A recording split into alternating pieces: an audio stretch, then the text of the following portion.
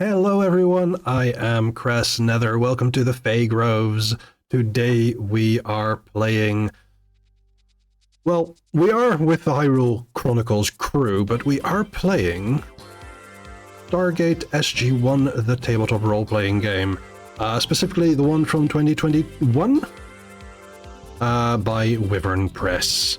Last session, so 2 weeks ago, you saw us making characters for this as a session 0, and right now we are about to get ready and play a fun little session.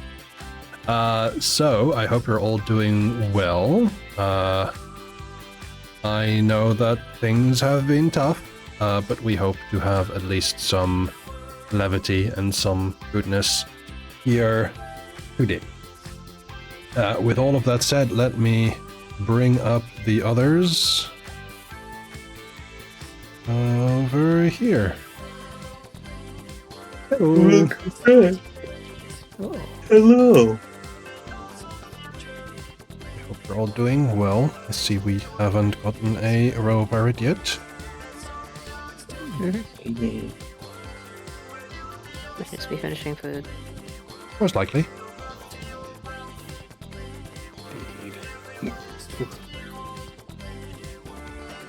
And I still have a designer open for the character name plate. Oh yeah, I forgot. There is an additional important number that needs to be added. Yeah. My keyboard skills are awful today. Oh dear. I have no idea what's going on. Happens to the best of us. Mm-hmm. Now recording. Hi, Craig. Hello, Craig.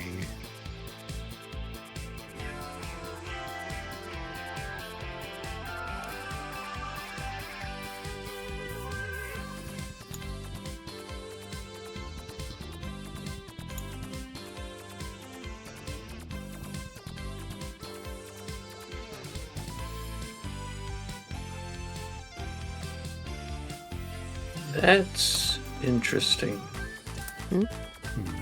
Uto? If you regain determination points when you succeed at roles in social encounters, Mm-hmm. it seems to fly in the face of what determination is supposed to be there for. Interesting. Because it's supposed to say, like, determination served to pace the PC so one player has a more difficult time dominating a scene. But if you're calling from roles, you'll be regaining determination points in those scenes. Apparently, you can also wager it. Yes. Wagering them is necessary in plot encounters.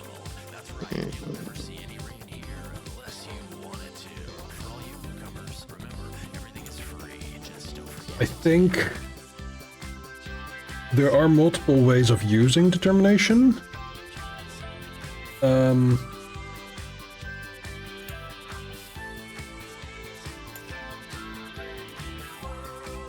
But I haven't really found out how exactly that works.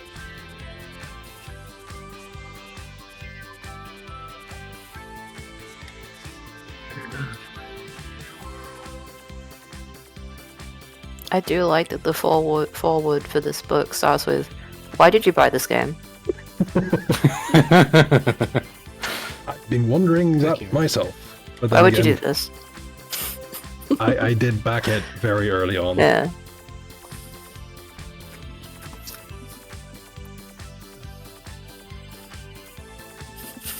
There's a friend of yours in chat.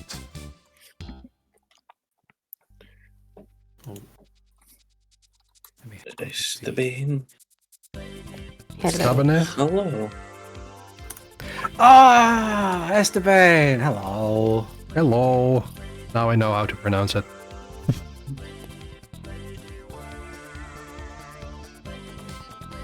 You do what I do sometimes, Nether, which is, this is how this is pronounced in this language. Yep.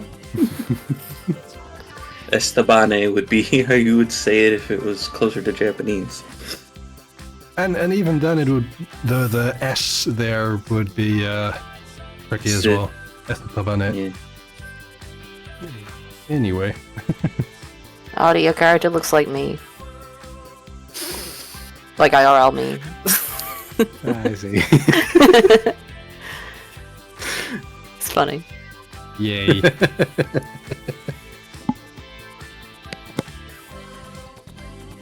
Would we ping Robo? Or Yeah.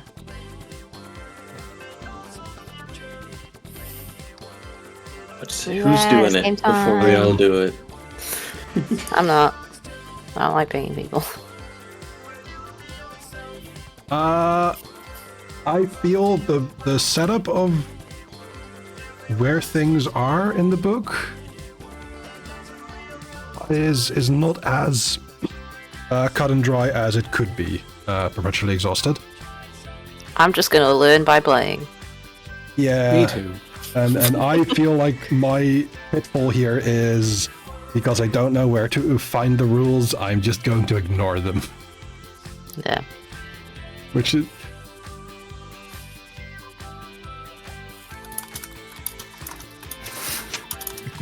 Tends to be how I run things, not even gonna lie.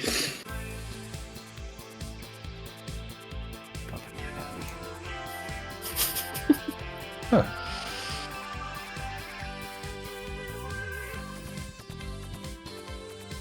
There we go.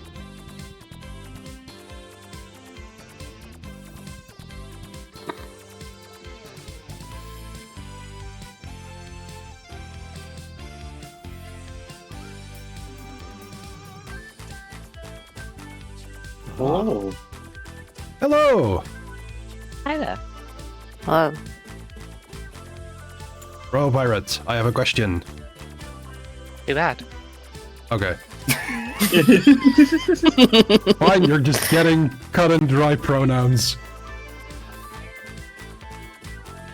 Get he, himmed. Unless you have different pronouns for your character.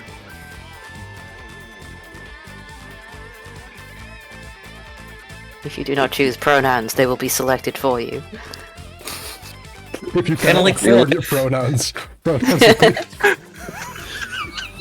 That's exactly where I was going.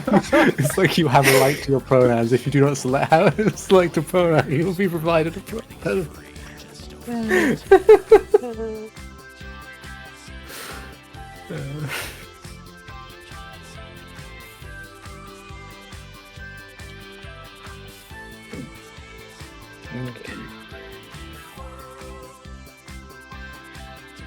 Genuine question, Robo.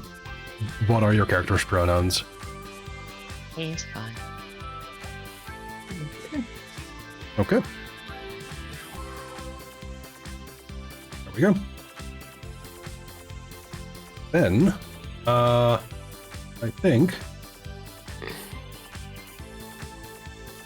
I'm going to turn on some music on my side because I forgot to upload them to Roll20. I'm sorry. yes. I currently Audio have takes up 3-hour Stargate lo-fi music playing in the background. Oh, that is wonderful. I don't know if it's accurate. I've never seen Stargate, and it's just the first one that came up when I searched, but that's fine. That is absolutely fine. Welcome everyone to this Hyrule Chronicles Hiatus session, where we play other games aside from the standard Hyrule Chronicles campaign.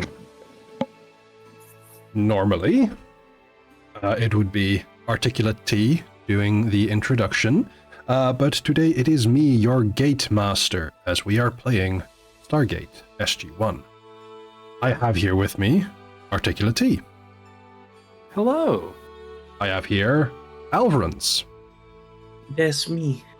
I have Danny Cat. I will be doing a voice.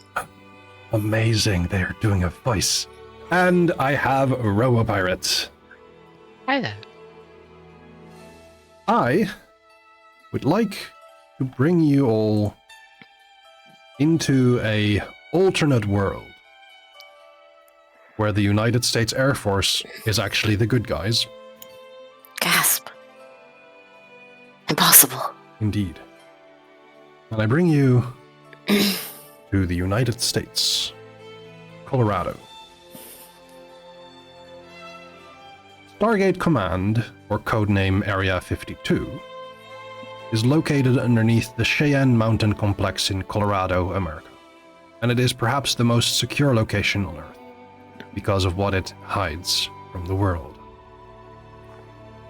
TLDR, ancient aliens are real, the Egyptians' god are actually snakes that take over the bodies of humans that give them incredible powers, and they travel with giant spaceships that land on the pyramids.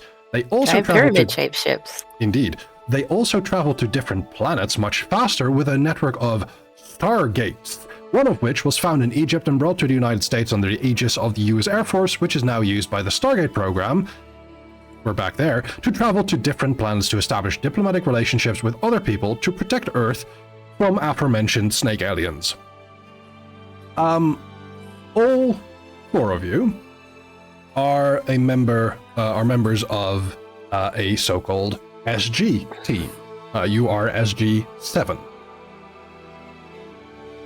I would like to ask, I'm going to assume all of you are on base, but who would be, let's say, closest to the Stargate itself, which is at the very bottom of this complex? There's the Stargates there. There's the control room. Mm-hmm. The briefing room above it. Mm-hmm. Then you have things like quarters, you have labs, you have med bay. Which general's in charge right now? Currently, Hammond or Landry? currently it is Hammond. Yes, I love Hammond. He's good. Hammond He's is a good one. great. If no one is going to say I'm going to just roll for it. RT, you're 1, Alvrans is 2, Danny is 3, and Robo is 4.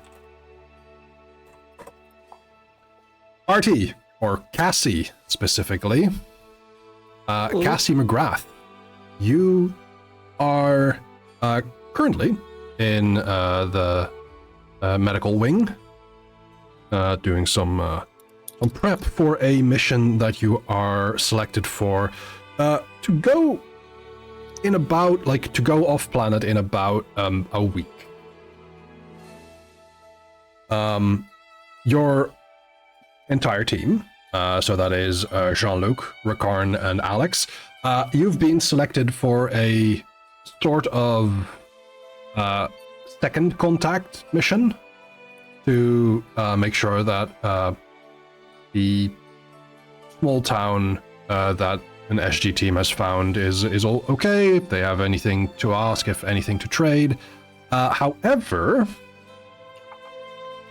as you are busy, you suddenly hear the alarms going off, and on the tannoy you hear unscheduled activation as these alarm bells are ringing. Jean-Luc, Rakarn, and Alex, you also hear this, but Cassie, you are the quickest to arrive as you see, as you're specifically called to help, as there is an SG team on their way under fire to back to the gate.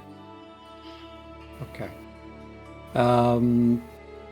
So Cassie's probably in the prior to the alarm going off, she's probably very lackadaisically going through all of her equipment. Like she does do it like it's a mixture of obsessively doing it like constantly because it's just good practice, but also like doing it kind of boredly because she has to do it every day. It's just like second nature at this point. Rote. Barely paying attention. Then when the alarm goes off, she just perks up, looks in the direction of where the Stargate is, just kind of shoulders slump. Ah, shit. And then will make sure she has her sidearm, grab the nearest medkit, and full sprint in that direction. Yeah, you and several other medical staff are rushing that way with medkits, with someone, like a couple of them, bringing stretchers. As the embarkation room, the room where the Stargate is housed is a flurry of activity with military personnel getting in position to give cover fire if necessary. As you see, when you arrive, Cassie, you see a couple of people from the SG team, you believe this to be SG-5, are rushing through the gate, 2 of them, and then finally someone carrying another person over their shoulder, who seems to be either like has a bad burn scar on their back, as the Stargate normally when active has this really vivid blue light over its surface. There's a sudden burst of a matok, a staff weapon, being shot through the Stargate, and then Just a big yellow energy ball that hits things and explodes. and then the connection dissipates. The Stargate is inert, and the person carrying the other one just shouts, "Medic!" Alright, bring him over here, alright? Bring him over here, stretcher on this floor here, now, come on, move! And we'll just keep shouting these things to coordinate people as like things go through. She's Very going to go through her med kit in order to try and get all the necessary things for an immediate triage of a burn. You can see that it is a direct hit from a staff weapon, which those weapons are highly inaccurate. But when they hit, they do massive damage. So this guy is hanging on by a thread. You can try and do something here, but this guy needs immediate surgery, which there are other people on staff on duty right now. So your task here is to get them to an emergency room as soon as possible. Yep. We'll she'll do her best to do that. Whatever she has in her med kit that she applies right now is basically to try and keep him steady, stabilize him as best as possible. As she's doing that, she's just going through the gamut of questions, like asking symptoms, like, how's your vision? Are you doing okay? Can you see? Are you able to walk? And we'll turn to the more coherent people, like, is this all of you? Is that all 4 of you? Have you got any more? And just yes, it's all of us. Keep moving. There's some scrapes and bruises amongst us, but we're fine. We just got ambushed by these bast guards. I mean, was there only 4 of you that went through? Yes. It's like, are you missing a man? No, we're all here. And I'm very happy. This is very funny. I said bast guards, and my captions just said bastards. But you heard it correctly. They said bast guards. So they were ambushed by Jaffa guards that are under the rule and command of Bast or Bastet.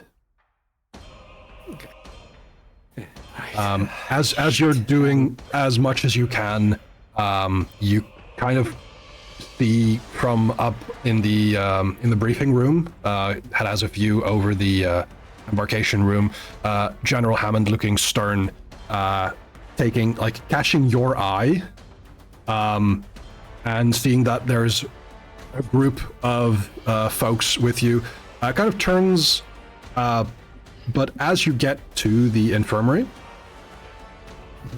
there is a call from one of the nearby telephones, and one of the people that are on staff to handle this sort of thing just says, McGrath. Aye. Call from the general. You need to get your team in order. There's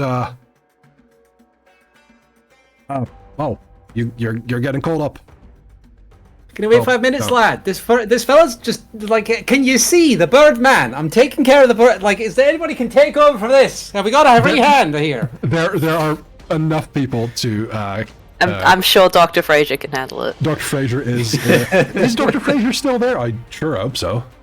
Depends what season it is. I think so. She's there for most of it. SG-1 Fraser. Let us consult the wiki. Yeah, let us consult the wiki. Oh yes, she's definitely there in. Yeah, I think she where we are. dies later than Don't when say the that. gold of the main character. Yeah, but yeah, Dr. Fraser is there, and she and her trained team of professionals are managing to get this person under their care for immediate surgery. Yeah, we'll just kind of like provide as much information as possible that is gleaned from the walkover, like explain what dosage we've used in order to like for painkillers and other kinds of stabilizing stuff. And as that's all been passed off, Cassie will just kind of just one day off, just one, as she's muttering to herself as she goes. Welcome to the SGC. But as you head down to the briefing room, you are welcomed or accompanied by your fellow teammates who have also been called up, or in this case, called down to the briefing room, where you see a waiting General Hammond, along with several of his assistant staff. So, glad you could make it. There's, as you can tell, there's been a bit of an incident. Why?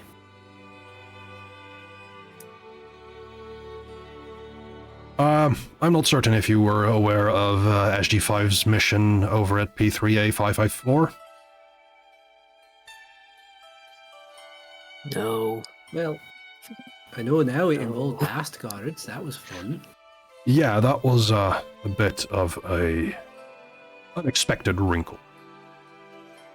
SG-5 was sent to a village of called Hirren, Hirren.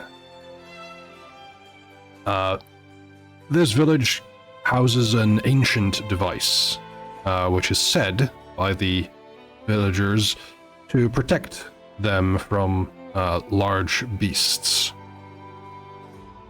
Whilst SG-1 was investigating this device, they were ambushed by a group of Jaffa guards under the control of Bast. I would like you to check out what has happened, and given that you are now aware of the threat, we believe that sending you as a group of 4 under SG-7 should be sufficient. I understand that this is your first mission, and we were hoping to let you cut your teeth on a different and less risky one, but we need all hands on deck.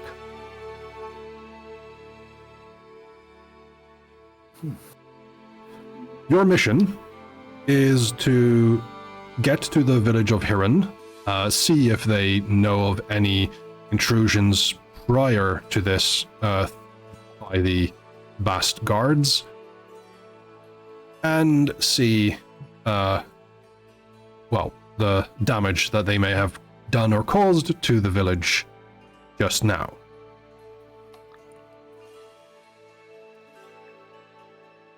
Do you have any questions?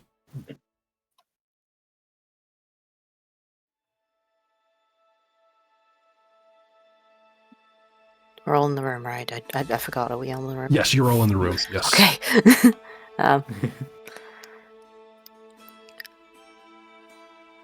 I'll. What kind of questions on my character ask? What kind of questions do you have? Because I could also ask many questions.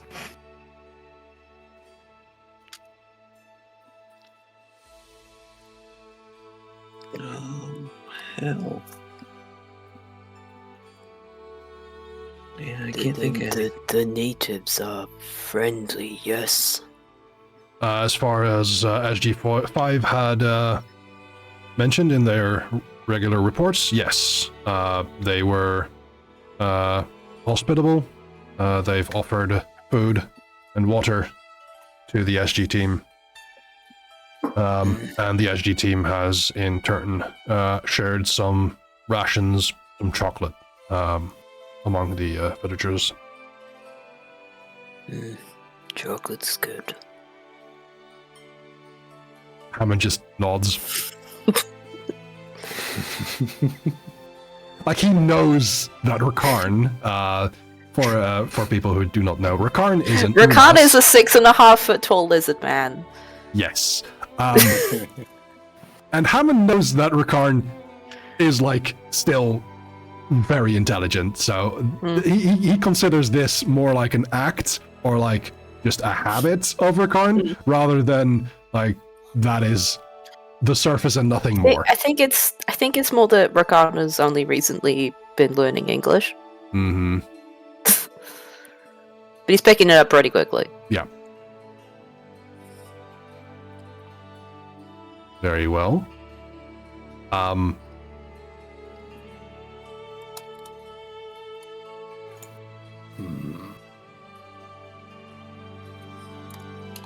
And amongst your group, there may have been some fibs told to Rakarn about life on Earth, given that Rakarn is not here to leave the compound and go Because visit things on Earth. 6.5 foot tall lizard man.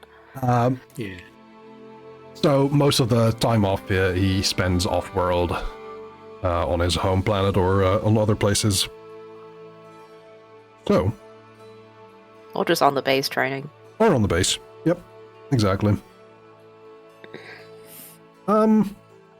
Sparring with Teal'c. Oh yeah, that would be a good match. Hmm. Hammond kind of looks over at you. Lauren McGrath, I saw you were working with the wounded as they returned. I believe they. I've heard they are now under the care of Dr. Fraser. Thank you so much. It is also always important to see people, even if they are new here, to spring into action when necessary. Well, it is my job. It's what I was pulled in to do. But that poor fella got hit with something hard. Real bad burns too. Mm-hmm.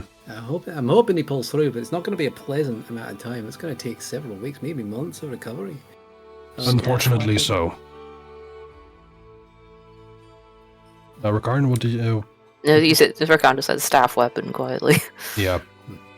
You have an hour to get ready before we dial in.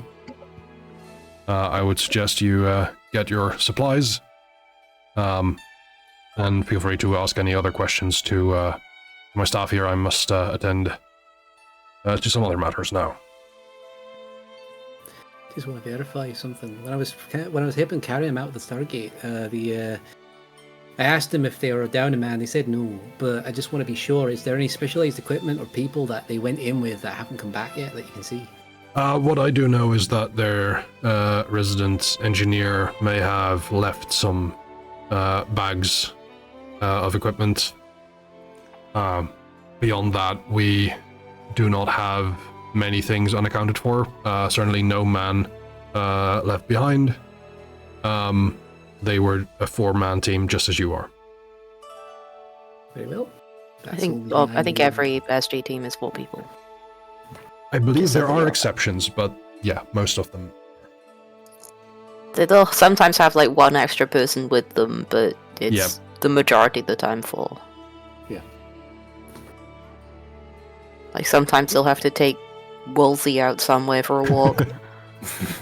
Indeed.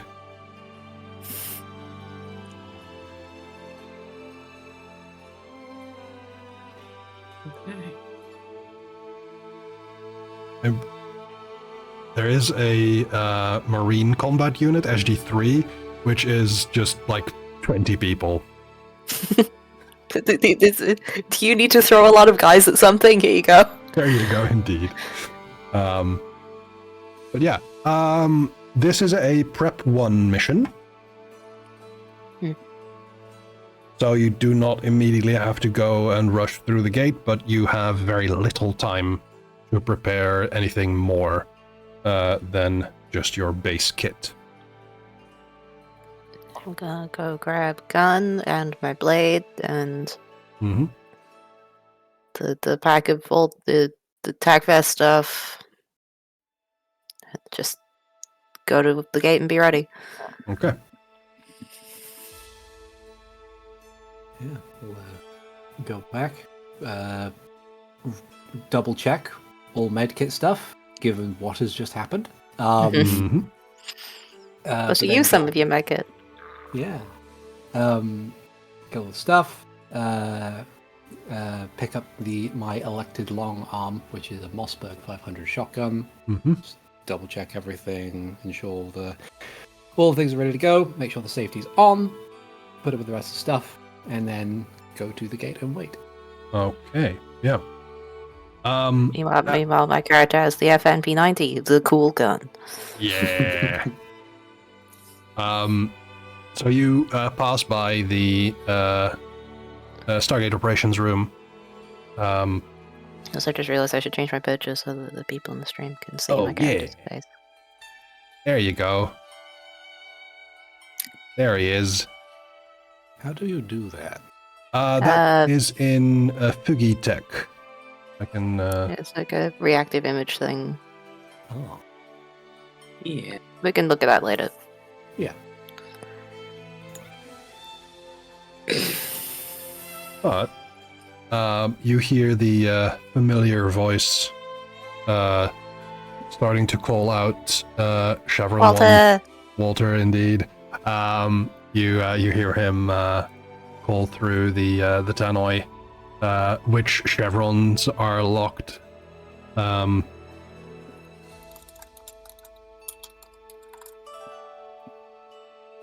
And soon you see that the Stargate, with this bright flash of light and that big whoosh of energy, connects to the Stargate far away on a distant planet of P3A 554, known to the inhabitants of Hiran as Alar. I'll immediately look around for signs of danger. I was going to ask who steps through first. I will go first because I like to go and protect my friends. Okay. You take the first steps. And you find yourself standing in a forest clearing, strangely looking very similar to the forest areas outside of Vancouver, Canada. Not that Rakan would know. No. It's never been there. He's never been.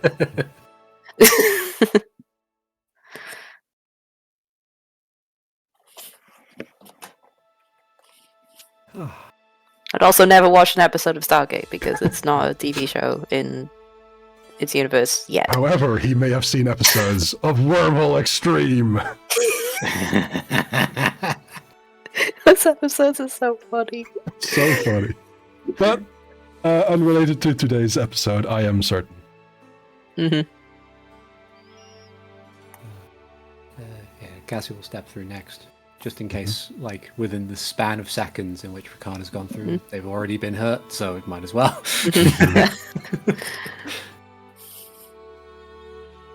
Rakan moves like 5 paces away from the gate and just looks around.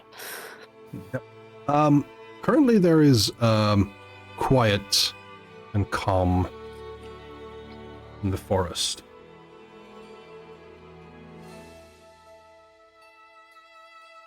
There is a path that leads from the Stargate, or the Chapa Eye, down into the forest. Your brief mentions that this path directly leads to Hiran. Can I see any Nope, I'll be back shortly. Can I see any tracks from the Jafar that were shooting at them? Yes. Yeah, Upon quick glance, you can definitely see that there are like burn marks. There are some tree trunks that have been broken down because of the blasts. There has been a obvious firefight recently. I'll just be looking in the direction where those shots came from while the others finish coming through the gate and it shuts. Mm-hmm. Yeah, you don't immediately notice anything from that direction, but it does seem like they, like the SG team had followed the path to the Stargate and were chased. Hello, I'm back. Welcome back. Just someone trying to advertise charity. Hmm. Rip. Too busy to be generous. We have game.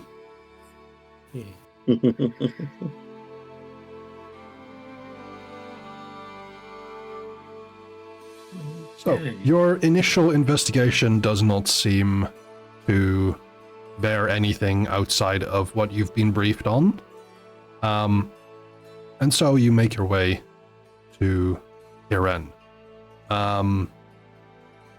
As you arrive there, you start to get like within line of sight with people.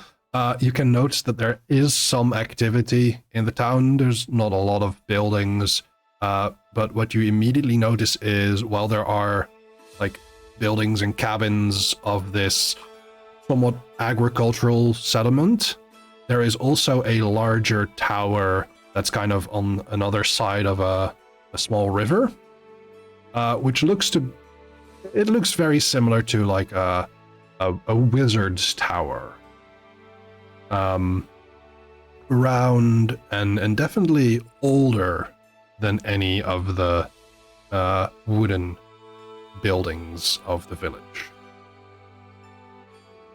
The activity you see is that people have been like walking around, and now that they notice movement outside, they kind of seem nervous and skittish, kind of like, oh, we need to move, or do we? As they recognize that you're with the Stargate program. And soon you hear people calling out to others, like, call for Palin. They're back. The people are back.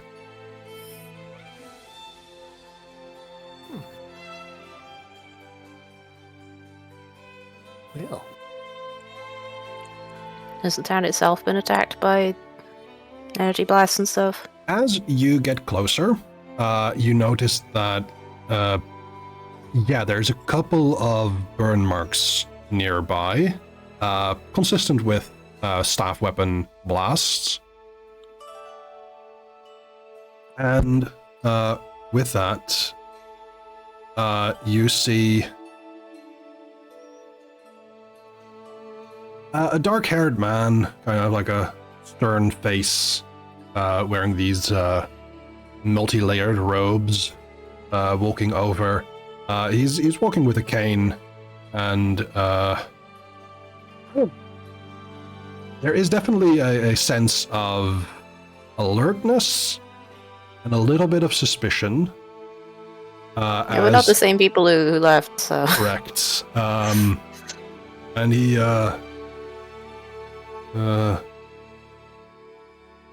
I'm like, are you seem to be wearing... Are you allies of the SG-5? Yes.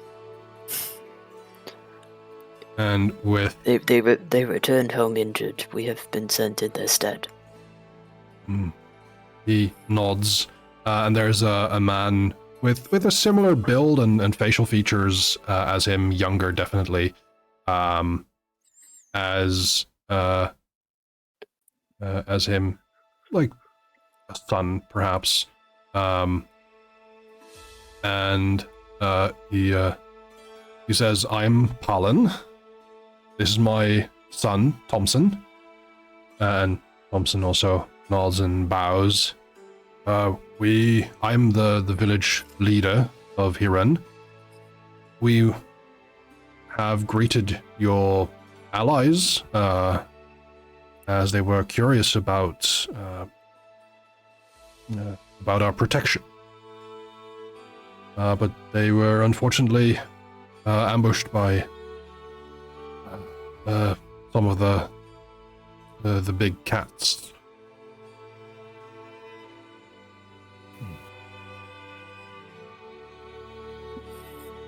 Please, let me offer you some hospitality. We have food, we have drink. What? I understand that you may be here to pick up some of your allies' gear they left behind? Indeed. I am Rakan. It is nice to meet you. It is nice to meet you too. And he seems confused and a little intimidated, but he doesn't seem outright frightened. Though you can definitely see that some villagers kind of way back in the distance look with a certain trepidation at Rakan. Rakan has been told to say it is nice to meet you to people to get them to be less scared of him. It works. I don't need to worry about him. He's a big softie.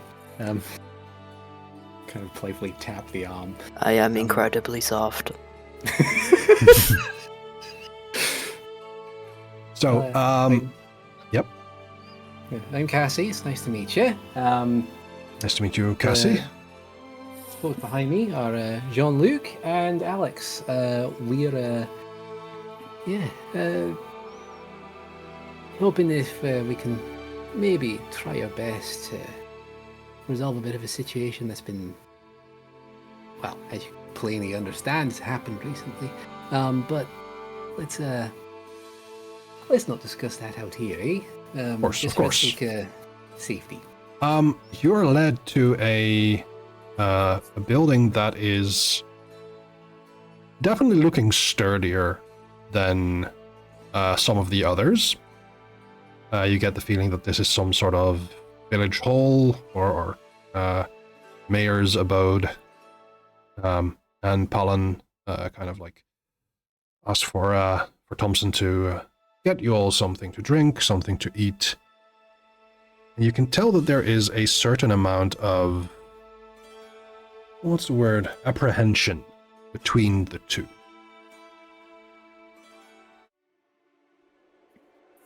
I would like to introduce a new particular encounter mechanic in this game,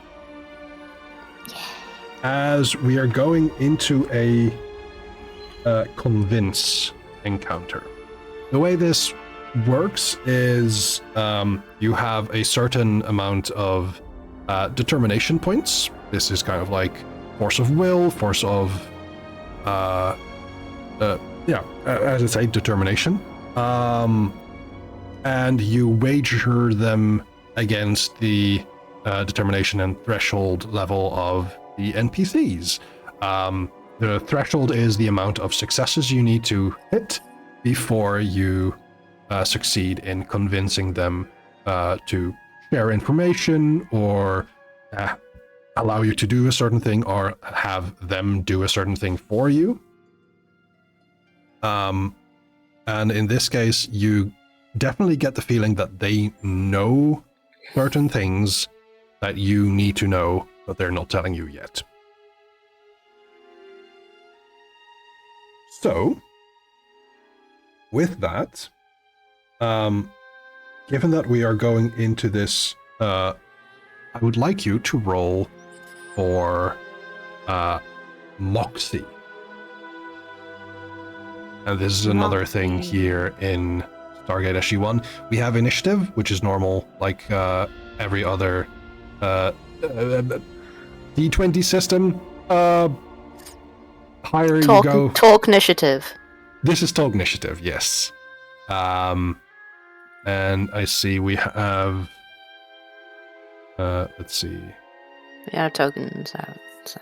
Oh, we don't have tokens out yet. That's fair. You could still make a turn tracker. There should be, yeah. It just needs tokens to automate it. Yeah. As they kind of like turn and there's trepidation between them, I kind of give a glance at everyone in the of our team, and I would like to nod at them and silently communicate to inspire them. Okay. Before we get too far into things. Wonderful. Inspired. So that means I roll a d6. Everyone will gain that many hit points. And I have the inspiration feat. What's it called now? Skillful Explanations. When an inspired character fails a check that I am proficient in, I may allow the character to reroll the result. So. Wonderful. Is that temp HP or HP? Temp HP. Ooh, very good. Which is 6. And then now I will roll Moxie. Okay. Natural 20, 24. Ooh, that's very good.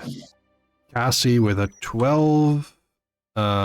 We have Jean-Luc with 24 and Rakarn with a 20. Very good rolls. Yeah. So, That's one he's from a 19 on the dice. yeah, nice. My character is not built for talk. That's okay, but you can still do that. You have a certain amount of approaches. There are 3. Logic, which is intelligence-based. We have sympathetic, which is wisdom-based, and charming, which is charisma-based.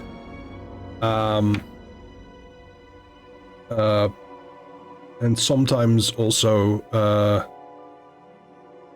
referred to as logic, sympathy, and mien, or mean. I'm not certain how to pronounce that word, to be fair. I think it's like mien. Mien. Fair enough. But I've never heard that word spoken out loud before. Also. Main, maybe? Hmm. I think it's main. Interesting. So, the first round of a convince encounter, you wager 1 determination point each. Second round, you wager 2. Third round, you wager 3, etc. So, given that you all start with, I believe, 4 determination points. I got 3. You got 3. So, this is not going to go beyond 4 rounds at the very maximum. I like to imagine that if we do end up with a conversation that does go beyond that, that's just Rakan's social batteries wearing out and he needs to go sleep. He needs to take a walk at the very least. He needs to go outside. Yeah. Each PC then describes their character's conversational tactic from one of the 3 general approaches. You might describe, like, in general, kind of what they are doing or how they are holding themselves, or maybe say what they want to say specifically. Cold dibs on the wisdom one.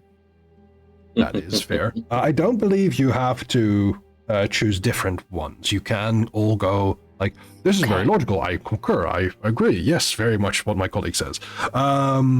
But it doesn't have to be. You then make a check based off of your attribute. Common skills are, of course, deception and persuasion, but any skill may be relevant here if you make it so. Someone who rolls a 20 on their attribute check treats the success as counting twice. A 1 is always a failure. So, Fair. While Palin and Thompson are getting some standard hospitality things in order, Jean-Luc, you notice this the most, I believe, that they are kind of nervous about sharing exactly what happened that caused, for instance, that caused the incident. I'm curious, what's your approach here? I want to be charming. Charming, okay. That makes sense, makes sense. Rakarn, how would you approach this? You said you wanted the wisdom. Yeah, I'm gonna like do it more insight flavored, where I'm like trying to see what exactly it is that's concerning them, and like if I can notice that like maybe there's just like, you know, these are strangers, I'll try and reassure them that we only have their best interests at heart. Yes. Okay. Alex, Row Pirates, what are you going for?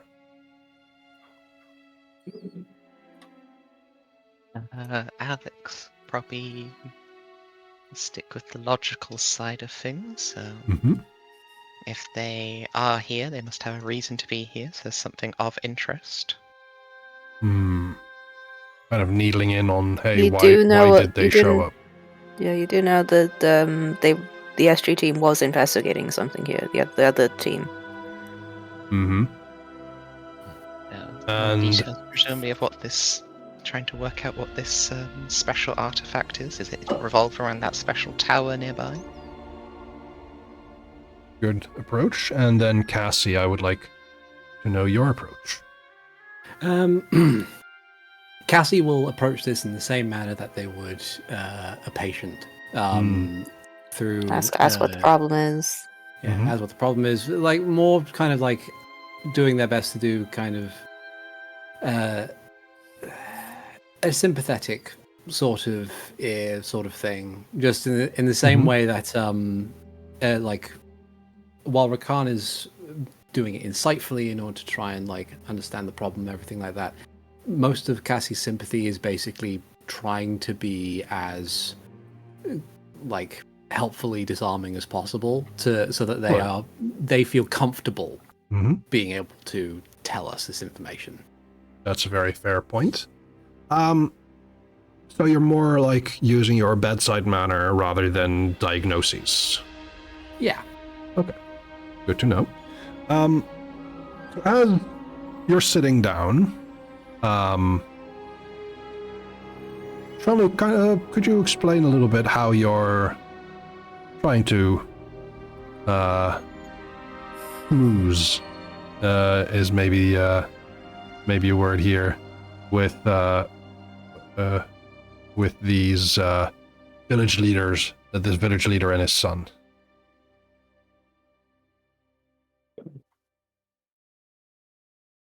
So I think the best approach that Jean-Luc has is he kind of sits there for a moment after watching this.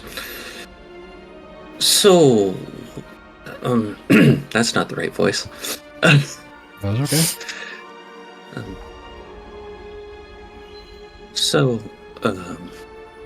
What kind of things do you do around here for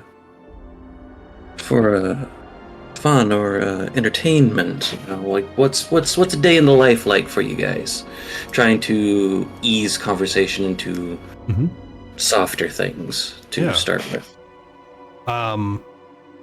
And I would like you to roll and see what the result is in how they approach their response.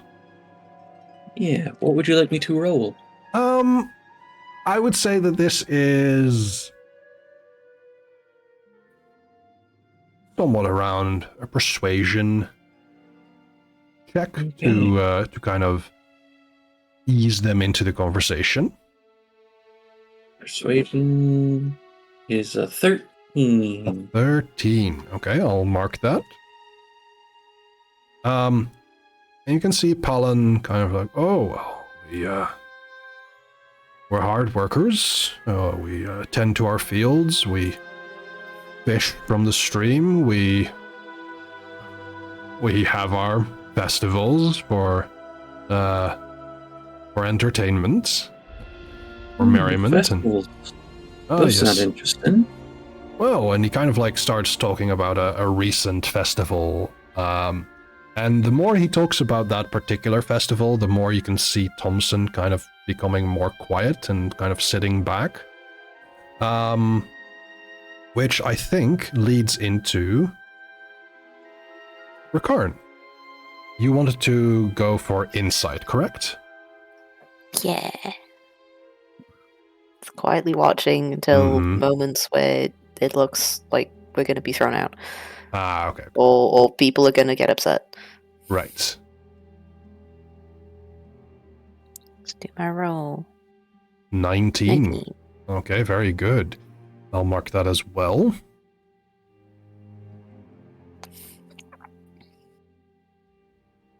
So, with that 19, you can see that Thompson is purposely trying to stay out of the conversation. In general, and specifically when that festival was mentioned.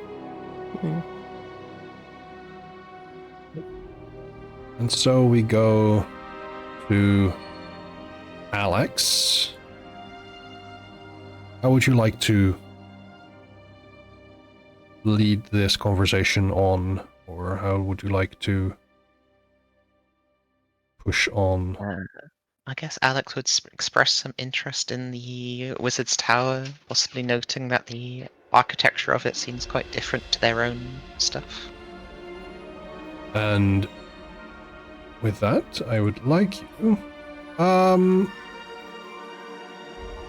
There's a good question for what skill this would be. I guess culture or engineering?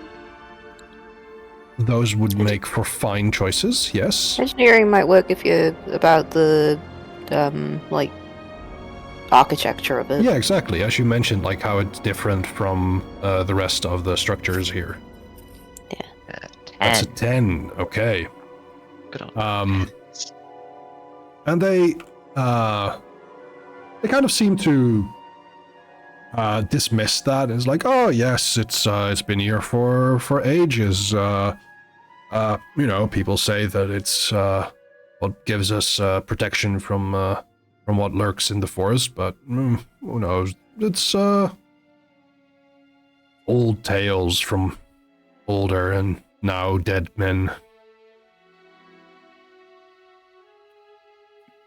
We go to Cassie. You wanted to approach this from a more of a bedside manner, correct? Yeah. Just kind of quietly listening in as whatever they are willing to explain is explained.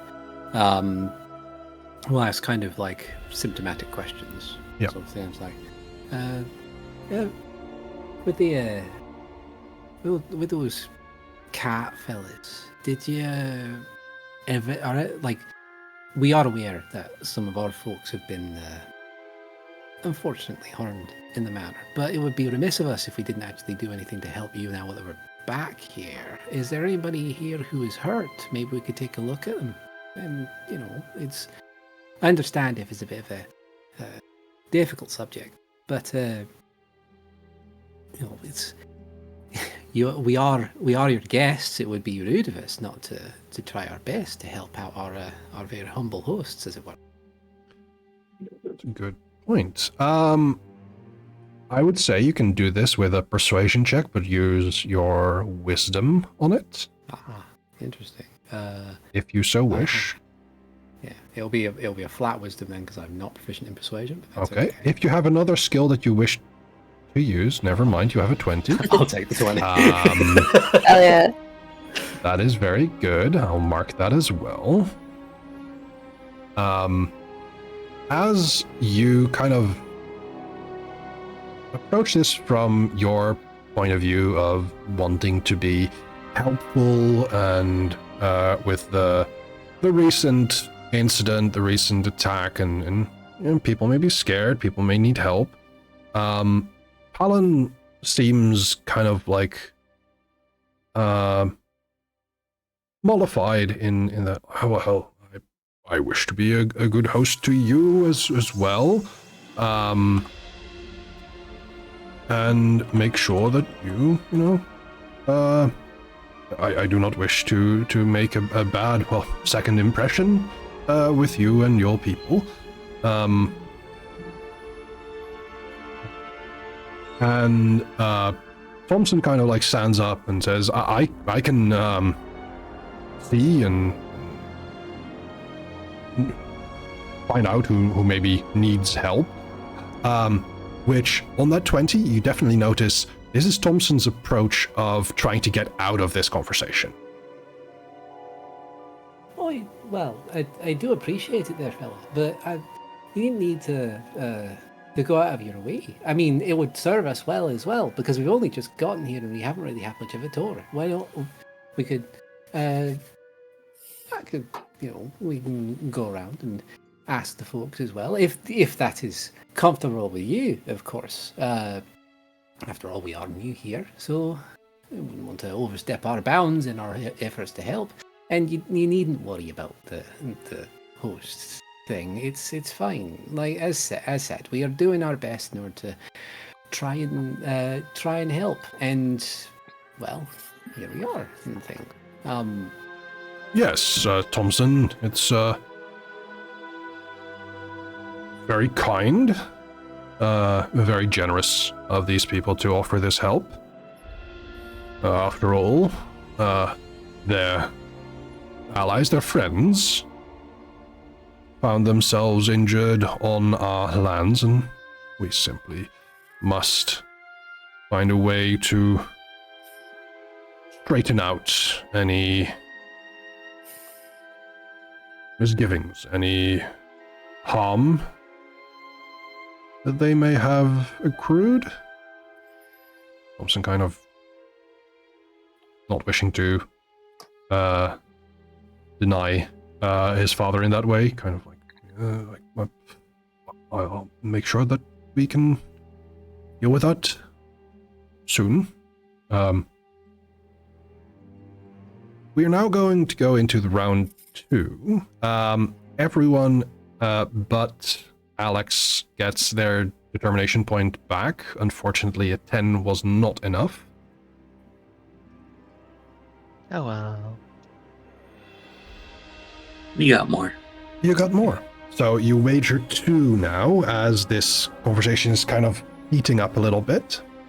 And I believe that after the this second round, we'll take a bit of a break. Okay. Or we can take a After break intense now if- conversation action. Yes. Or if you wish, we can take a break now. I can keep talking for a bit. Okay. Okay, it's fine, perfect. So, round 2, Jean-Luc, with this conversation kind of winding its way now, which approach would you like to take? I still want to be charming, because that's what I'm best at. Yeah. And I kind of want to look at, you said his name's Thompson? Thompson, yes. Tomsen. Thompson, I want to look at Thompson. Kind of want to be like disarmingly kind, I guess would kind of be the way to it. Because even though I haven't really been picking up on things, I can recognize when someone wants to get out of a conversation. Yes. And I will say, with the roles that you had in the last round for everyone, Thompson seems to be most agitated when they talked about that festival, which Alan kind of mentions that it's a harvest festival, and a look upon like next bounty, and there are some sharing between different villages, and that also involves some courtship sometimes, and that is where Thompson kind of really gets nervous. And you also can tell that with the discussion of the big cats or the bast guards, that he also falls quiet and becomes more nervous. They seem interested in that tower, as that was brought up. Similar anxiety, yes. Similar anxiety. Okay, so he's just an anxious, big generalized anxiety disorder. I can relate to that. Who doesn't? No, doesn't here. Yeah. So then it won't be like a very abrasive, kind of like demanding approach. It'll kind of be more of a gentle, like, yeah, you know the place better than we do. We could always follow your lead. See how that would make you, if that makes you comfortable. Yeah, roll for that. Or persuasion again. That would work. Yeah, I think that's a fair point. 19. 19. Okay, got that. 19. And you can see that as you kind of needle in on Thompson being a big help, and that he knows so much about the location, and much more than us, certainly. Much more than you, very much. And Pollen, he's wise and he's more experienced, but you can tell that Palin is less able-bodied than Thompson is. And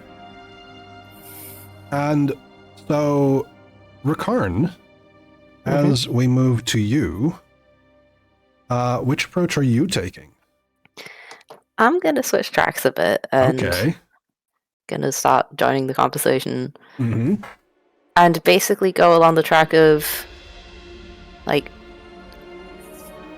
you don't worry yourself with the injuries that our crew sustained. They are being treated by a healer of great skill, and they will be fine.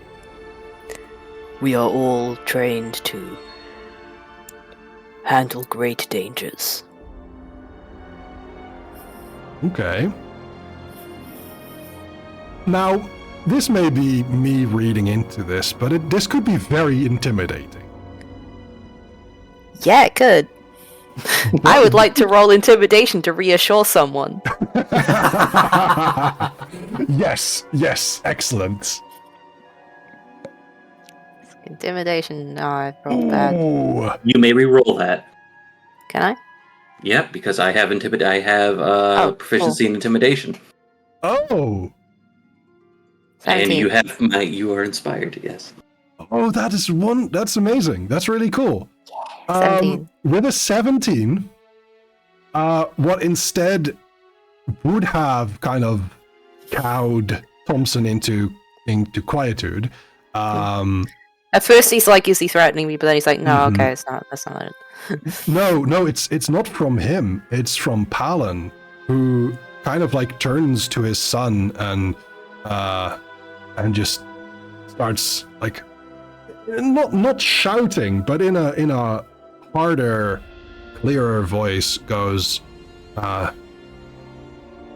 the ancient's sake, son, I'm not going to keep this secret for you much longer. Either you tell them or I do." And Thompson kind of looks at his father, kind of feeling betrayed, or looking betrayed in a sense, but also like knowing that this was going to come out no matter what. Just sighs and kind of nods. We have some dealings with the Jaffa of Bast. Sometimes, when absolutely necessary, we trade, and with the recent festival, before he says anything about that, if you wish, you can all roll an insight check here. Sure. As we are going out of initiative. 22. 20. You may also re-roll that. You may re-roll that, Alex, if you want. No, Alex does not care about these lesser people. Alex is like, people feelings, whatever. Everyone but Alex. People, they do not matter. Wow. Okay. Racist. Yeah, that's That's pretty fair description of the Tolan, isn't it? Yeah. Yeah. Not Yeah. everyone, but yeah. And this is your first mission, so you're very at the start of your character You gotta arc. learn to unlearn that. Yeah. So everyone but Alex connects a few dots. There was this festival for courtship and fertility. Bast guards are exclusively female. Mm-hmm. Apparently Bast likes ladies and ladies like cats, maybe? Is that a thing we're supposed to be learning here? I think it's because Bast is like just a female goddess and She is. associated with women. It, according to the books, yes. With that, Plus, they wanted to do. Look, they're all girls for one of them. Yeah. Which you can definitely tell, like, oh, Thompson is involved with one of them. And so he kind of breaks down as he says that the woman he has been with has been telling him that Bast has a growing interest in the device that is housed within the old wizard's tower, and SG-5 was in the wrong place at the wrong time when they came to investigate this device, which what that means we're going to be discussing after the break. Yeah. So, as Hari says, if Hari says anything, He's sleepy. he's sleepy. Uh-oh. Oh, I have no sounds on, that's why. But self-care is important. Sleepy.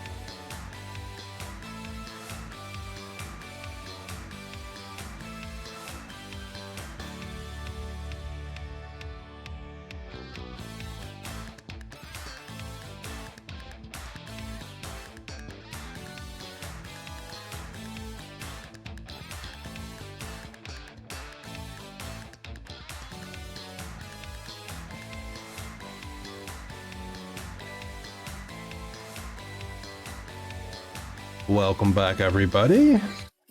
Hello.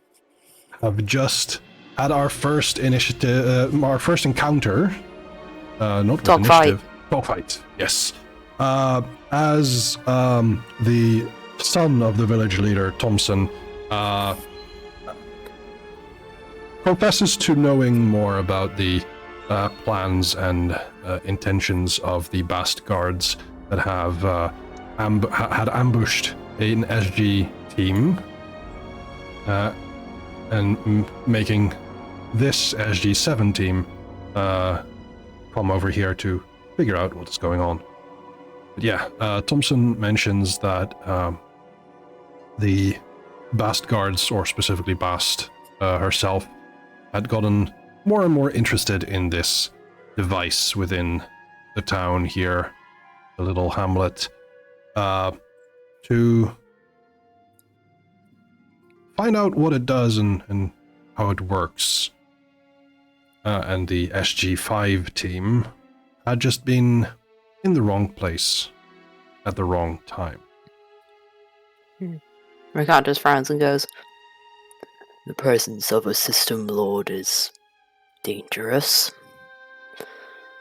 Thompson kind of sheepishly nods.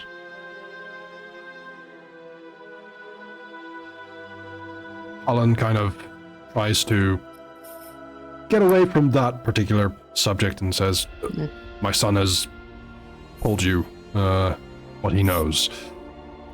We do not wish trouble with Bast. We do not wish trouble with you. It is not your fault that they decided to fire upon us. Even so, your allies have been harmed under my hospitality, and for that I sincerely apologize. I do not believe the gods will be back soon. They drove off your people. They, as far as I know, examined the device and then they left." The purpose of the device was to prevent beasts, correct? That is what we've been told, but it's been so long that we've had any issues of wildlife entering our town's boundaries that, in all honesty, it could just be a fable.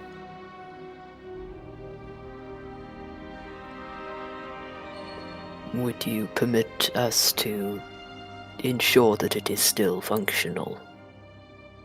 Yes, of course. If it is a protection to our village, then of course we would like it to remain so.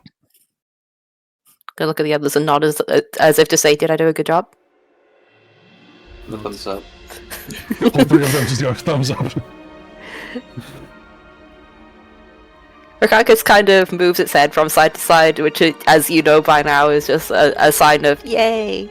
Oh. Wonderful. So, as you go and inspect this device, it is really very close by. I'm actually going to put you on a map here. Let me... Map! Because I've been doing some Dungeon Alchemist stuff. Oh. It's nice. Oh. Making sure not to resize anything here. Let me see if this works. We go... Not used Roll20 in a long while, and it shows.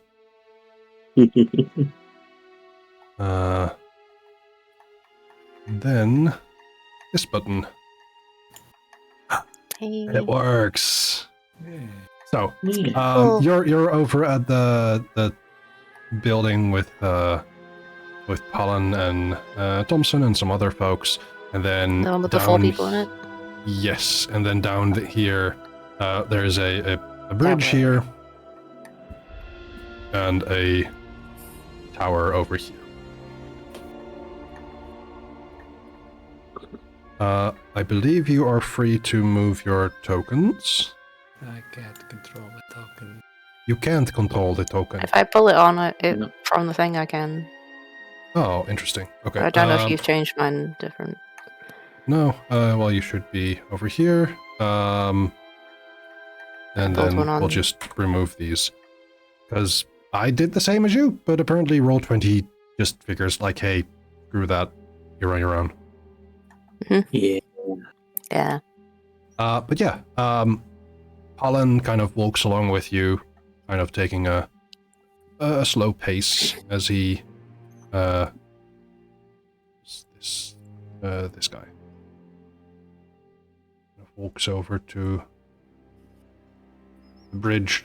And he says, "Do be careful. This we need to fix the bridge. It's not safe enough for multiple people to go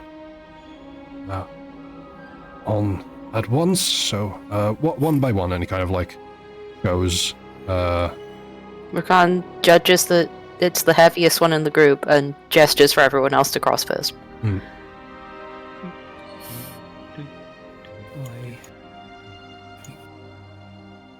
wait and proceed onwards.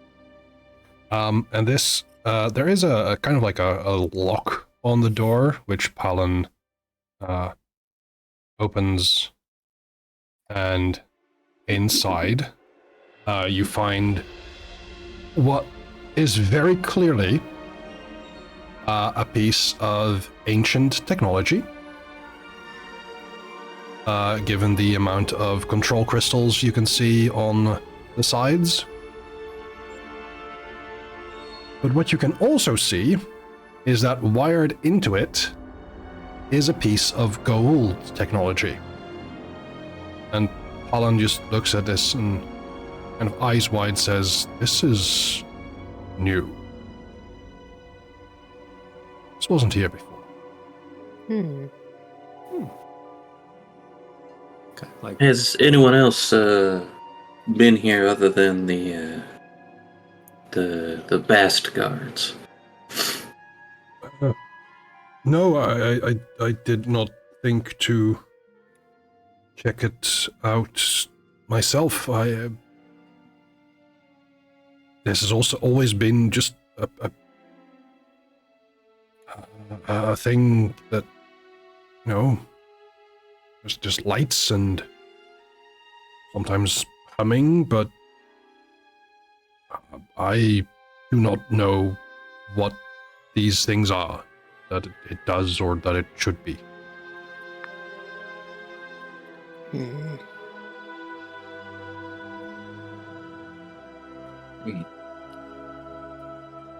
But that, and he points at a kind of like a circular device that is kind of resting on top of everything, that is wired into it, and you can definitely tell that it is gold technology. I can probably smell the Naquadah in it. Probably, yeah.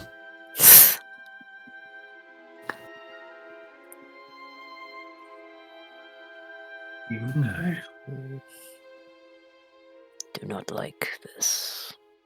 Alex would do an inspection of the technology. See what's Absolutely. With this, I would say that this is a this would be a science check. That's fine. Well, if it's discerning the function of a technology, it seems to be engineering is the default. Okay. Yeah. Yeah. Then let's go for an engineering check first. And to You know that because they have the advanced technology ability, which if the thing is tech level 4 or higher, I get bonuses. It is tech level 4. I get plus TD, whatever that is. Plus your tension die. Okay, so if I just roll this, then roll that. 26 plus 1, 27. 26 plus 1. Yeah. That is Nice. plenty to figure out. This is both an analysis device as well as the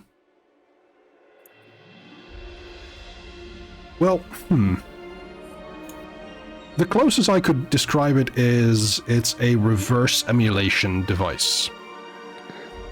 In that, if it were to emulate the device that it is analyzing, it would then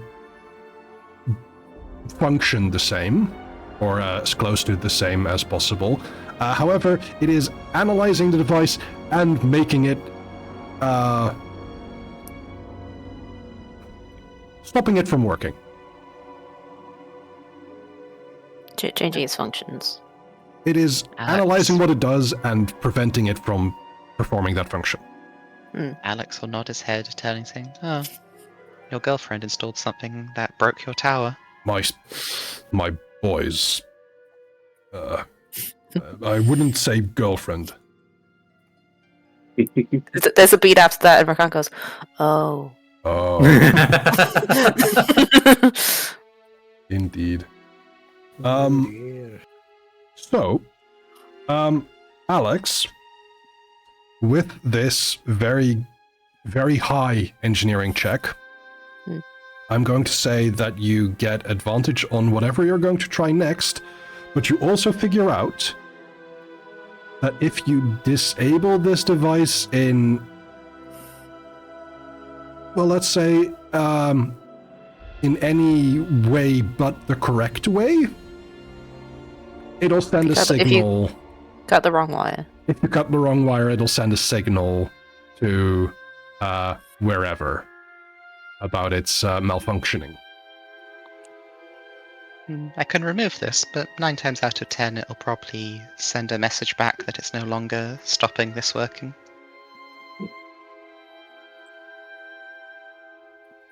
I will stand guard. Rakan will just stand outside. Okay. Alex will look to the village leader and say, "If you want me to remove this, I would advise you get your people to somewhere safe for the time being." There's some caves at the riverbed. I can make sure that they are out of sight.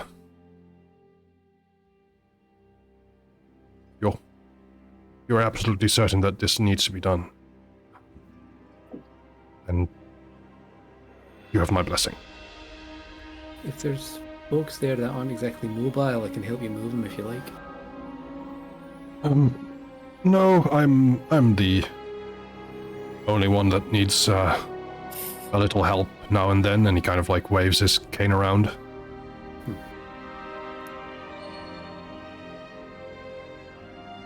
Well, insist, but feel free to call on us if you need anything. I appreciate you for saying so. But I will round up everyone and make sure that they're out of harm's way. With that, Alan kind of leaves the area and goes and fetches everyone, whilst Alex, I would like to know your approach in this.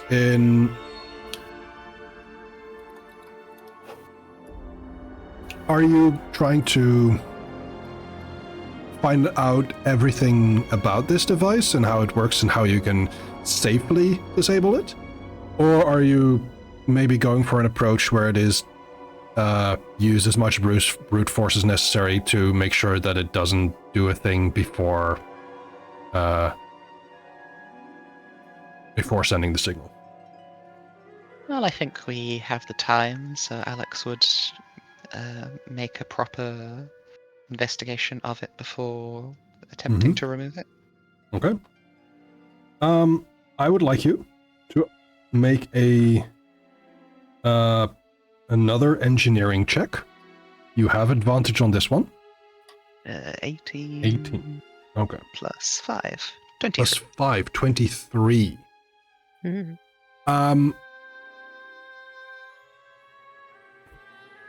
With 823, you find that sending the signal hinges upon binary switch. If you remove one control crystal out of 2, it'll stop functioning without sending the signal.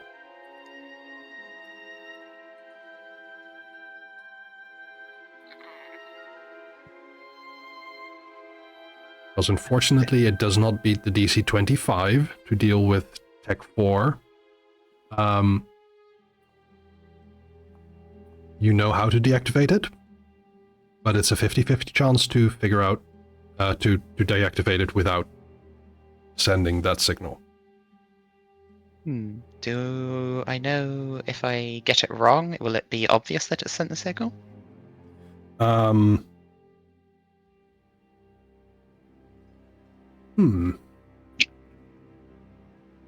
That is a good question. I would say with the 23, you would know after removing the crystal whether it is the right or the wrong one. Okay. Now, Alex will look back to the group and say, removing one of these crystals will disable it without causing alarm. Removing the other, I assume, disables it whilst causing an alarm? Yes. Okay. Who feels lucky? Yep. Cassie would just kind of sigh, draw the pistol, make sure all the bullets are in the thing, lock it, make sure it's cocked, safety off, and it's like, I mean, if it's another thing we can do, because otherwise we just leave it here and it just continues to not function.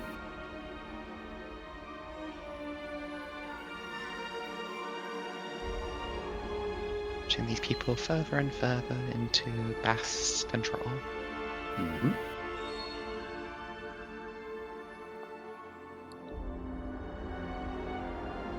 So, Oh, everyone prepare for battle then. All right. Do we actually know which direction they might come from? they would come most likely from the path that you've traveled through. They might Either have that or either an that or from the Alcash sky. somewhere else. Yeah. An Alcash I'm is, gonna keep- is a small gold ship. I'm gonna keep my eyes on the sky.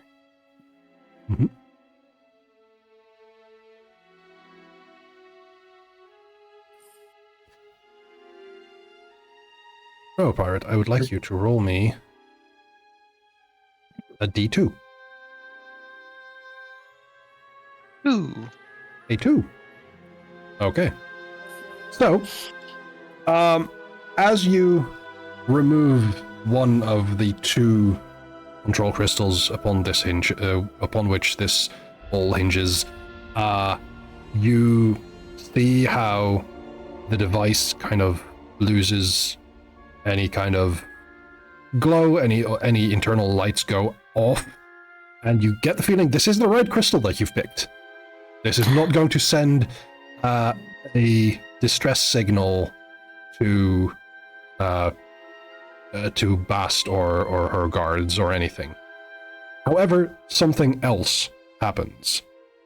As the device, the ancient device, tries to power up again and continue its function, there is some sort of short, and it goes dark. Oh no. Oh no. Oh, hell.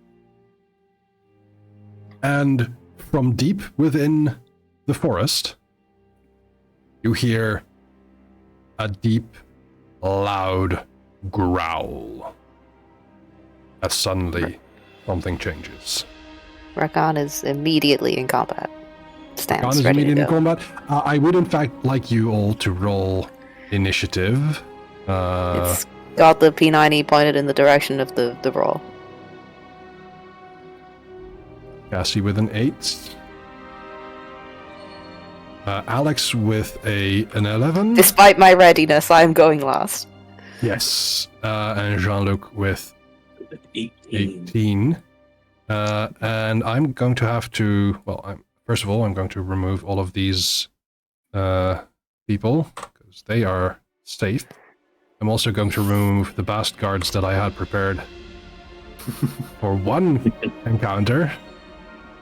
It's fine, we did the other one instead. And as you see, coming from the path, or actually coming from northeast, you see how this giant ursine creature just rushes towards. That's a big bear. Can I? Yes, I can. Bring this up. I'm going to. Out of turn. I'm going to roll initiative for the bear. Oh. Wait, did that not change? Good. Oh. Did what not change? I just have multiple initiatives for you all now. Oh, yes, because you have our last initiatives Yes. from the social encounter, as well as our current ones. Jean-Luc, you hear this loud growl as a giant beast is suddenly approaching from the north west, and there's going to be other music. There we go. Jean-Luc curses in French, followed by "I am not built for this." Will step outside of the tower. Mm-hmm. Stay on this side of the bridge with the P90. That is 21. Mm-hmm. Okay, the P90's got a lot of range. I will go ahead and roll to hit. Like all one arms have incredible range when you compare it to other weapons. Either 200 meters or 1,800. Yeah. Yes. So I will go ahead and roll the P90 against the angry bear. Mm-hmm. I don't think a 10's gonna hit though. A 10 does not hit. I would say, in this case, it is a matter of it hitting one of the trees in front of the bear as it starts to rush towards you all. It is now the bear's turn, and the bear is going to, let's see how far it gets. You can move over here, and then... Okay. It moves over here in a rush as it sees this bridge, but it does seem to keep its momentum. Alex, it is your go. Do I think I can re-enable this thing?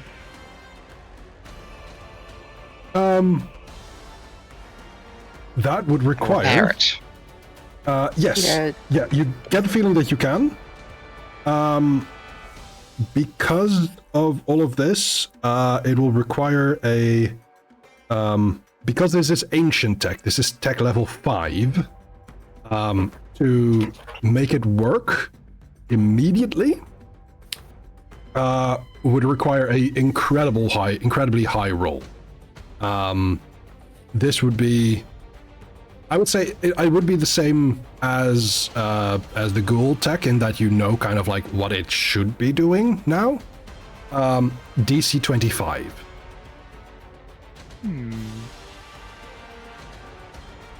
Oh, that's like... You made that once already. You did. I wouldn't have the plus TD to this because the thing says it's when using engineering to discern the function of technology.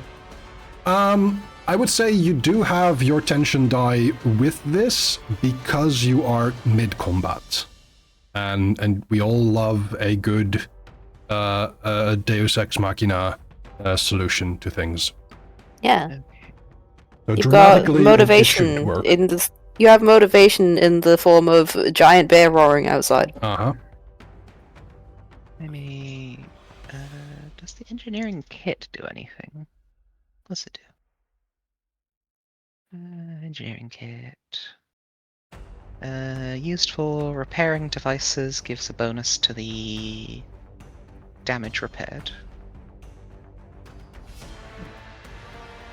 Yes, that doesn't apply here then.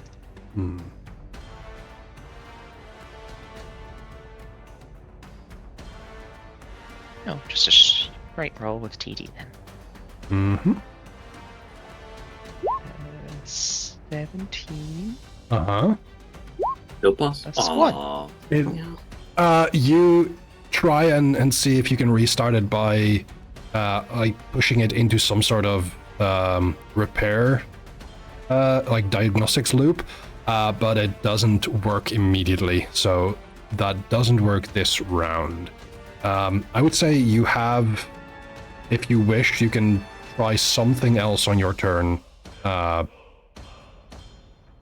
And like you have your action in case you want to use it for an attack or something. I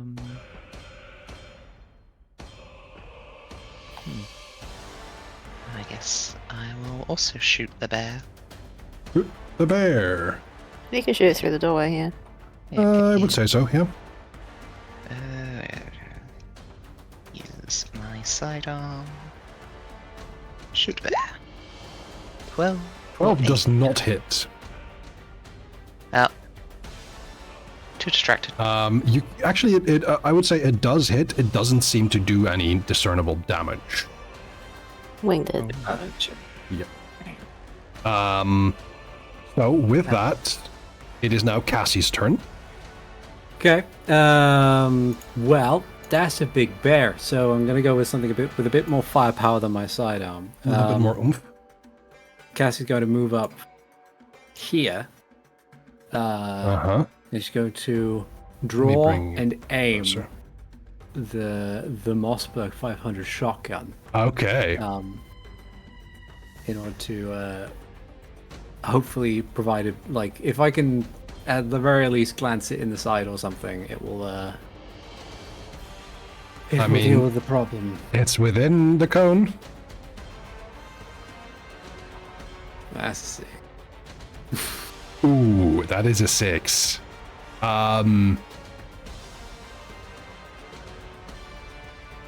Cassie, is this the first time you see combat?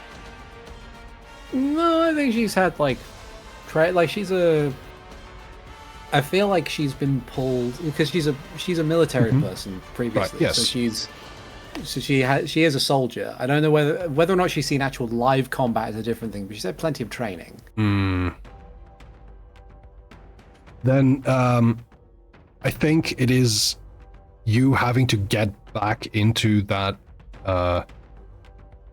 routine of like, oh, this is again, this is how combat is.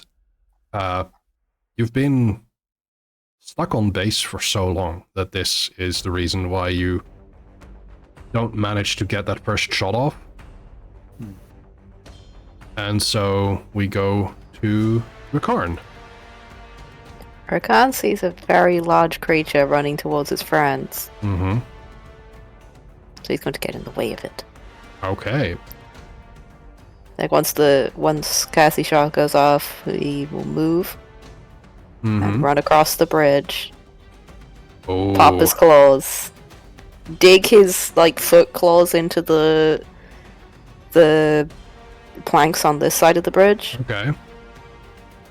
And stab it with the claws to try and arrest its momentum. The black blade. Yeah. I mean. Go for it. 20 for 9. 20 for 9. That hits and does 9 damage. Just plant the claws in, the blade in with one hand, claws with the other, and just try and push it back. Excellent. And roar in its face, because I can do that too. You can. So van-sized bear finds 6.5-foot lizard standing in its way and roaring. Excellent. Yeah. Jean-Luc. Jean-Luc is going to let me grab my mover. It's going to move over here, so that way Rikarn's not in the way, and continue firing. Gotcha. Rolling a 3. Oh no! That doesn't hit. I'm so sorry. He's okay. I'm not built for this. Yeah. This isn't talk fighting. What is this? This is isn't not dogfighting. dogfighting. You've had your basic training, and what else? Like, nothing? I had basic training that I got through barely. Yeah, barely. Speaking of which, bear turn! Yeah, fight me, bear. Rikarn managed to arrest its momentum. Like, it was wanting to kind of like set off and jump across, because it was probably accurately estimated that it cannot be held by this dinky bridge. This thing goes, nah, it's too thin. No, too thin. So it wanted to jump, but you managed to stop it in its tracks, and instead, you can tell it has this enormous reach with its claws. And so now that you have stabbed it, it is going to kind of swipe and swat at you, Yeah, bring it. Rikarn. That is a 12 to hit. I have a 19 AC. So somehow, like, it doesn't manage to get... Pull my claws out the one side and just parry the blow, kind of. Yeah. Like, it didn't expect any of its prey to get in close, and so it doesn't get a good angle on you to attack. However, it is going to attempt to bite down. And also, that does not hit. So, we get to Alex. You have another attempt at repairing this thing. Machine, go! Ooh, 20. That's a good start. 20? Okay, good start. And 1. Damn it, tension die. Tension die. Oof. That tension is ramping up. I think in this case, like, you are so close that you do not have time for some like another action on this turn. Focus all in on this. You're all in on this. Casty, it is your turn. Cassie's going to follow Jean-Luc's example and move over here. Yep. Take a knee in order to steady her shoulder, and then fire again, probably aiming more towards the hind of the creature in order to... kind of not more hit the cow. like this way. Yeah. Yeah. Yep, that's fair. A 14 does not hit. Okay. You can see that some of the pallets do dig in, but it is apparently not phased by this. Bear. Yeah. I need to whittle it down. Rikarn. Gonna pull the clack blade out and slash it. Go for it. That's It's 24 for 9. another 9 points of damage. Excellent. Well done. I'm glad my fight boy can fight. Fight boy I'm can glad he's fight, good at in his one fact. job. Yes. I too was there when Rakan soloed a bear the side of a Ford Transit. Yeah. I'll do it. It does seem to be the case, doesn't it? I will just stand here and wrestle this bear while you guys solve the problem. Jean-Luc. Jean-Luc's going to sit out and pull out a pina colada while Rikarn solo. No, That is fair. Damn, how'd you get that through all the security at the gate? that's the question, isn't it? Yeah. I will go ahead and fire again. 12 does not hit. 12 does Oh, not God. hit, no. So, That's okay. it is bear turn again. It is going to swat at Rikarn. A 19 to hit. Meets it, beats it. 19. Yep. 10 slashing damage as this heavy paw. Do I still have that 10 HP? Yep, last a believe long you rest. do. Okay. So get rid of that and 4 of that. Okay, Yep. and it does try and bite you. 13 does not hit. And so we get to Alex.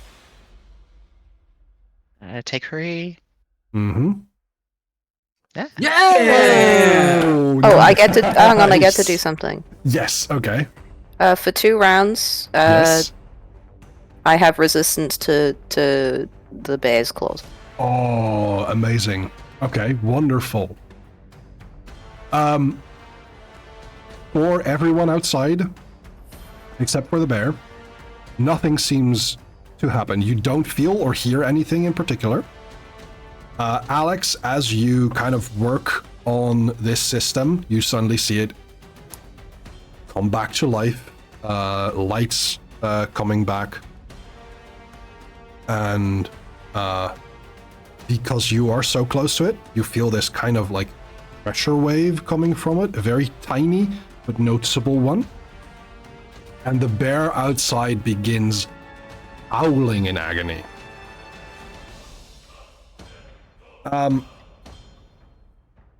Rakan is going to assume that was because it just hit it really hard. Fair point. Happy. Okay.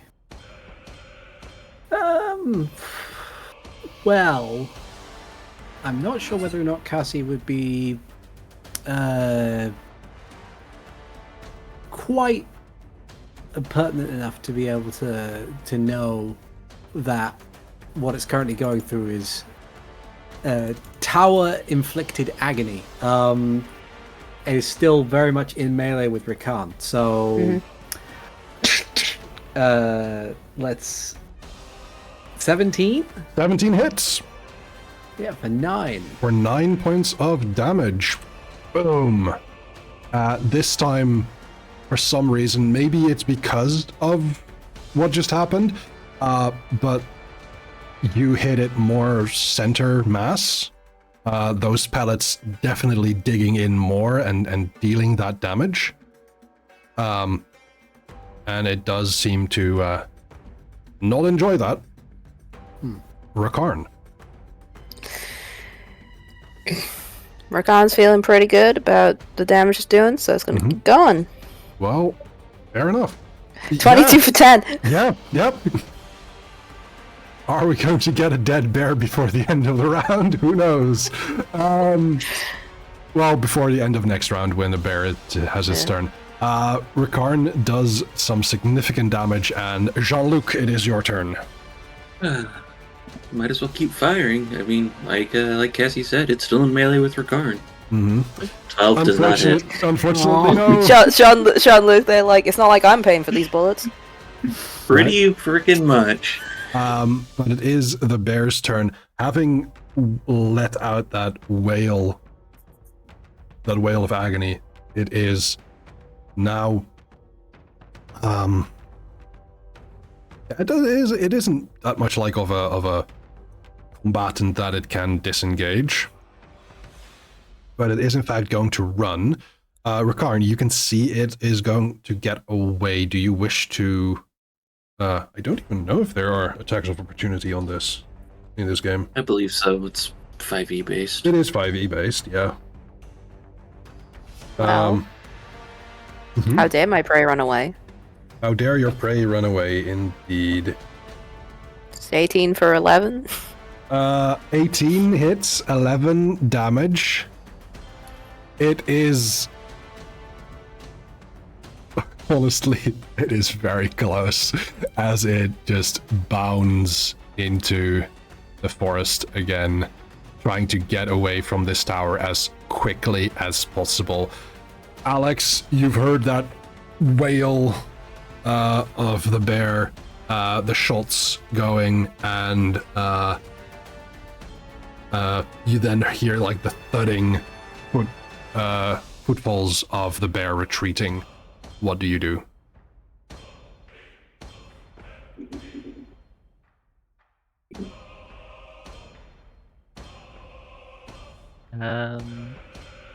Alex will probably just double check that the thing's fine. They'll go to the door and watch it go. Yep. As he's no need to murder a random wandering bear.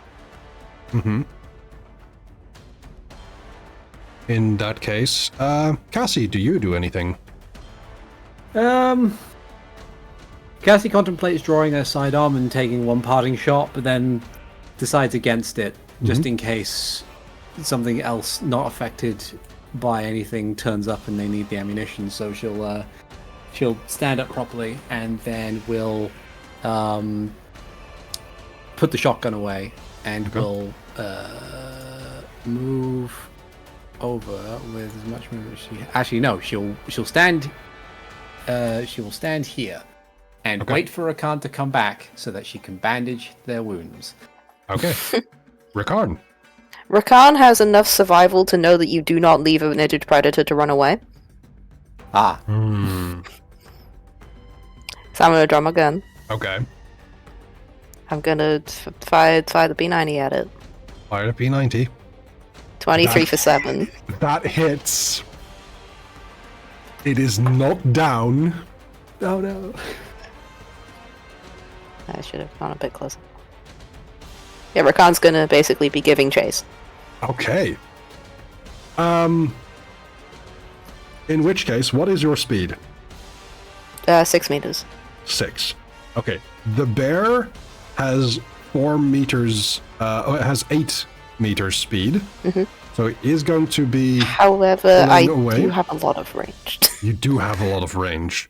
So, as it is running away, I would like you to make 1 additional attack.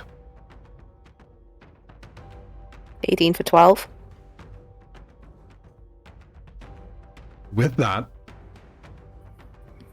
as it is trying to find cover within the forest canopy, you take aim. You remember your training with bows, spears, and now these newfangled weapons, guns. You fire.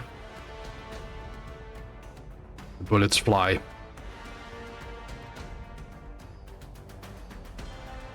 And the bear, whilst mid-sprint, goes down. And is no longer there. Rakan will walk over to it and make sure that it's dead. As you find, it was not taking a straight run, and as you inspect it, some of these bullets managed to penetrate some critical organs, and it seemed to have been turning its head. One bullet having found its brain. Okay. So no needing to put it out of its misery. No. Okay. I will make note of where it is and then head back and make sure to go and deal with the body later. Right. As you get back. Yeah, just as he's about to cross the bridge, God's just victory. It's we'll just point to you, then point to the spot next to her. Just nods, comes over. All right, we'll take up presents injury. Yeah. Are you wounded or are you scuffed? I think some claw marks on the arm, basically. Okay. Or there was a bite, wasn't it? Or was it claws? No, it was claws. It hit me. You can see that it looks like the injuries are already starting to heal, because one of the things about the Jonas is that they heal pretty quickly. Yeah, naturally. Yep. And so while Cassie and Rakarn take that time for some quick emergency first aid, Alex and Jean-Luc, you manage to get word back to Pollen, Thompson, and the rest of the village.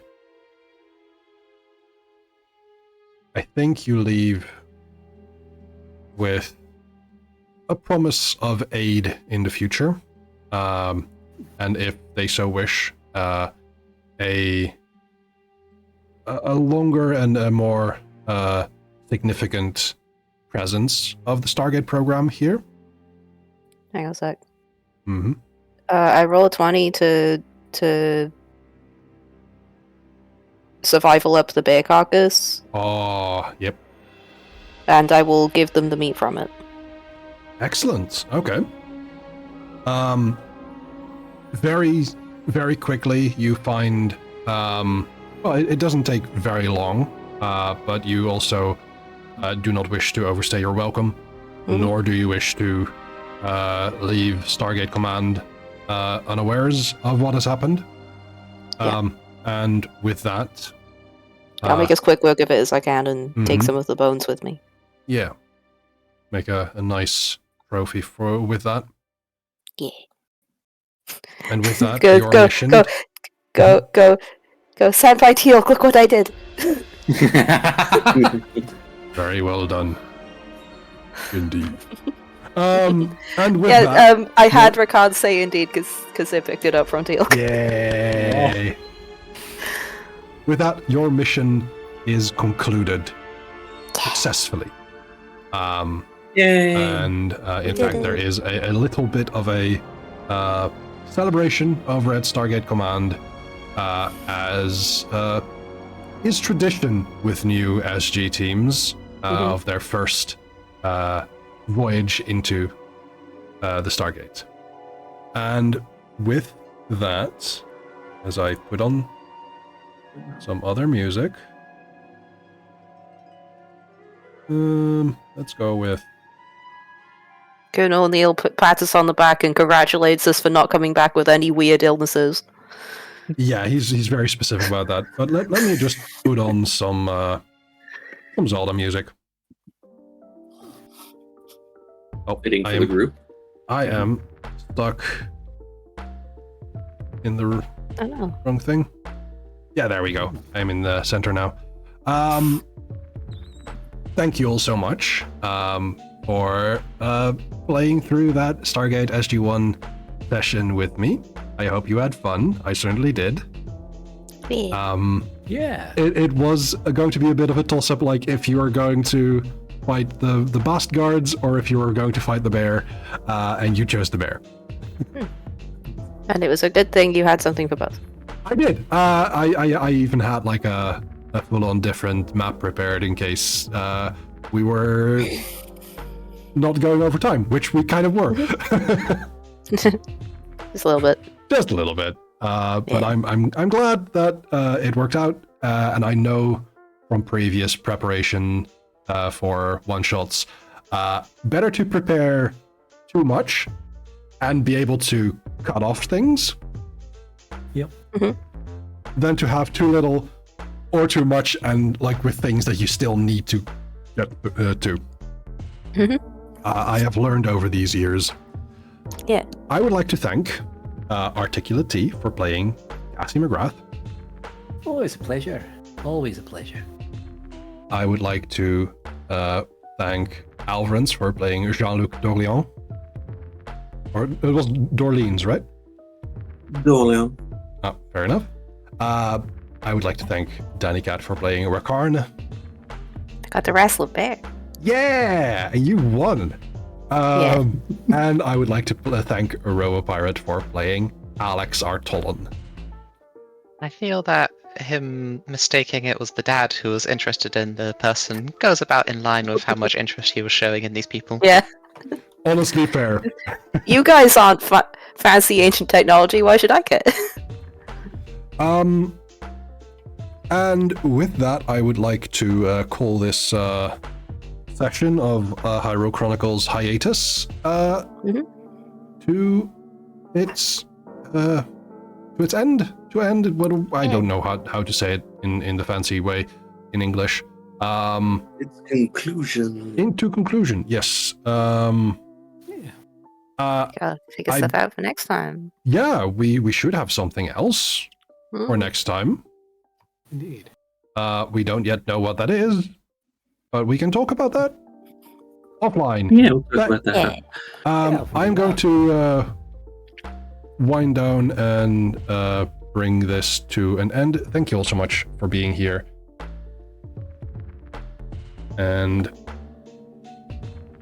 with that, we are going to end today's session. I don't need my DM screen anymore.